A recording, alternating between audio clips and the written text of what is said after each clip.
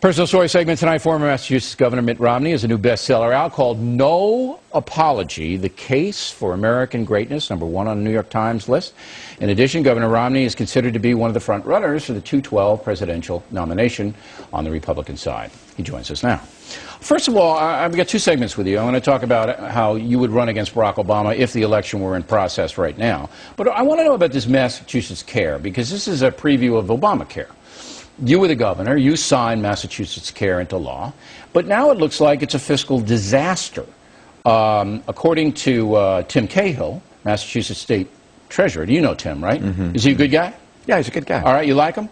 Yeah. Okay. You're hesitating, but okay. Well, no, on a personal basis, he's a Democrat. Yeah. He's saying that Mass-Care was estimated to cost taxpayers $88 million a year, but since 2006, the costs have risen in 4 years to $4 billion.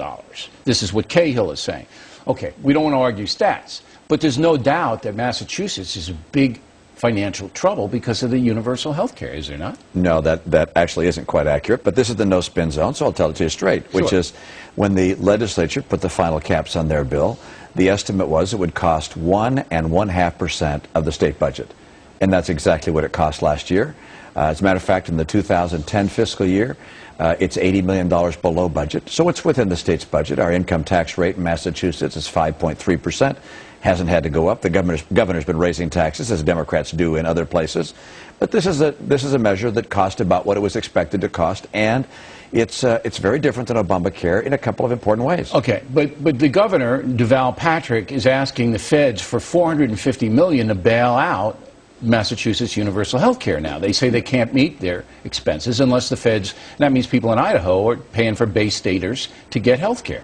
Is that wrong? No, actually, from the very beginning, the plan was a 50-50 deal between the federal government and the state government. Okay, so the feds fund half of it. The feds fund half of it. They have from the very beginning. It originally was signed by Tommy Thompson, Republican, then by Mike Leavitt, a Republican. Is that fair, though? The deal is that everybody gets the opportunity to get private market-based health insurance, and this is not something funded by the federal government. We're taking money that normally goes to pay for people who get free care. Something most people don't recognize in America is we have universal health care. People go to the hospital and they get treated for free, and we said, look, in Massachusetts, since the health care has been signed into law, emergency rooms costs have risen 17% in the last 2 years.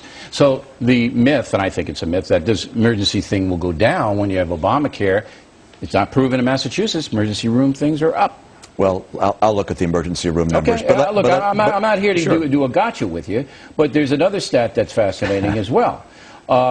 Massachusetts has the highest per capita health care costs in the union, in the nation. And it did before the bill was passed, too. But isn't it supposed to bring the costs down? No. What the bill did was to say, look, we're going to solve a problem at the state level. Two big things that are very different than Obamacare. One is states should be able to solve state problems. The federal government should not step in, as the president has, take away the right of states. We solved our problem on a bipartisan basis.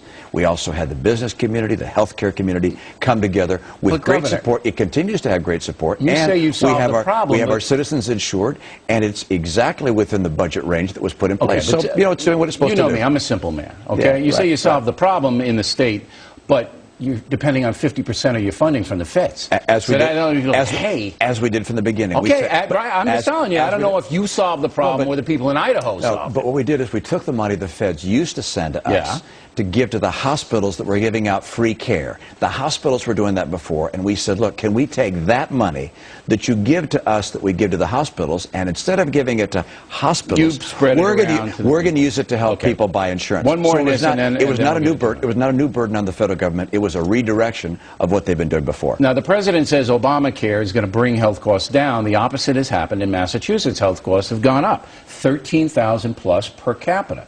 So I'm saying if health care costs went up in universal health care in the Bay State, they're going to go up in the United States. Am I sadly misguided? Health care costs in Massachusetts were high before the bill that got people insured, and they're high afterwards. They're the highest. They were the highest before, and they're the highest afterwards. But it didn't bring them down. No, it did not bring them down. Right. And Obamacare is not going to bring down health care costs. It's going to make them go up. Obamacare is going to make health care costs go up. Obamacare does two very detrimental. Well, the president is doing it because he ultimately wants to have the federal government take control of health care. Okay, but he says they're going to bring health care costs down. You say they're going up. No one believes that. No one believes that he's actually going to reduce health care costs in America. Nancy Pelosi believes it? No, she doesn't believe it. She says it. She says it. She's a no liar. one believes that the taxes are going to go down. No one believes that the budget is going to get balanced with this health care plan. It's going to be a huge entitlement, which is the federal government taking power away from the states. We solved our problem at the state level. We did it without raising taxes. That's the key. All right, Governor, we're going to hold you over because I want to know how you, if you were running against the president now, would go after him. So we'll have more with Governor Romney in a moment. And then later on, the factor, Britt Hume will react to what the governor is saying, and Britt will have also a rundown on Barack Obama's week. Coming right back.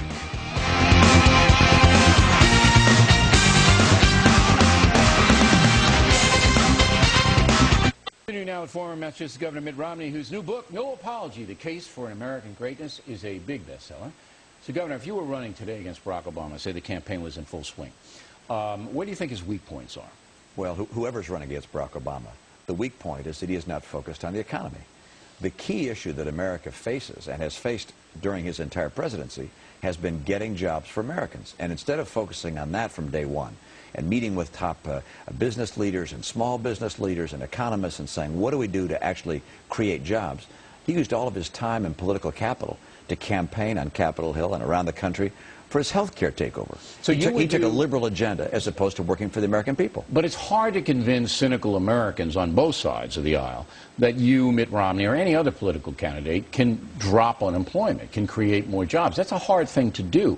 It's a hard thing to do, but it's possible when you spend $787 billion like he did. Well, you're going to have a chart. He went out there, like a Ross Perot chart. Right. The truth of the matter is you can create jobs by encouraging businesses through tax policy to start. Sure. Tax cuts can do it. Tax cuts, saying to them, for instance, if you want to buy any capital equipment this year, we're going to let you expense it for tax purposes this year. That puts people to work right away. But the national debt's going off the cliff. Yeah. Right. So if you cut taxes, that means you have less revenue, and the bankruptcy specter becomes even larger. No question.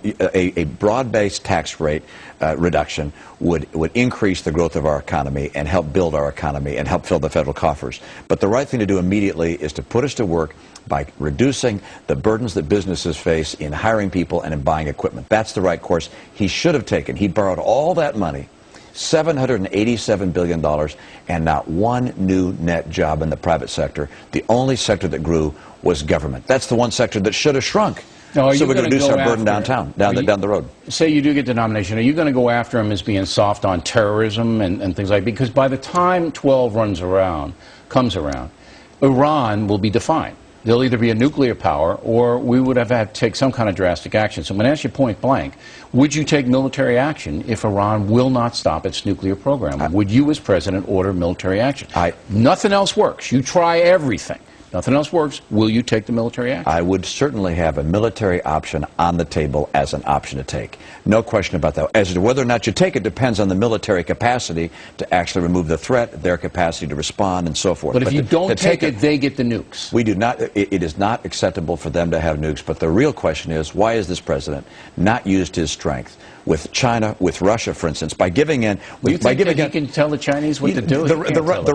They need access to our market in order to live. No. And the Russians, the number one thing the Russians wanted from us was to remove the missile defense shield that we were going to build in the Czech Republic and Poland. And the president gave them that. Right. He gave them that and got nothing. Shame on him. He should have insisted that they agree with us on tough, crippling sanctions on Iran. The right course in Iran is not a military action. The right course in Iran is crippling sanctions, to strangle them. But I don't think you can force China to do it. Well, if you can get Russia, China doesn't want to be the odd man out. China also wants to have access to our market. Doesn't want to have a slowdown of any kind. So you would threaten the Chinese and say, look, we're going to put tariffs up against you if you don't do this? Because our economy would tank.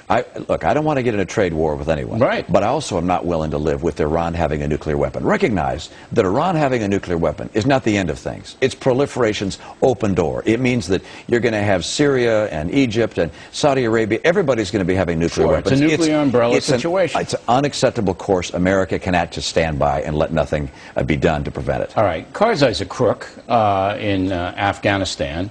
And do you think that we can win that with the corrupt Afghan government in Kabul? Well, I think the president has made it very difficult for our troop surge there. He was right to accept a troop surge, even though he voted against one in Iraq, where it was successful. He was right to do it in Afghanistan, but he handicapped it badly by doing two things. One, announcing the day he's pulling out. So if I'm Karzai, I say, holy cow, before the job is done, these guys are going to leave. What does that mean about my life and livelihood? Number two, he did not secure the elections in Afghanistan to make sure they were fair and non-corrupt. And as a result, we have a president who's not wild about us, and people who wonder whether their president is a legitimate president. Do you think we can pull it out over there? I think it's more difficult by virtue of the president's mistakes. I think our fighting men and women will do everything in their power, but gosh, this strict deadline to pull out our troops is a huge mistake. All right. Well, I hope you could drop in from time to time to see us. It's going to be very interesting what happens in the next couple of years. Governor, thanks very much. Congratulations on the success of your book. Thanks, Bill. Okay.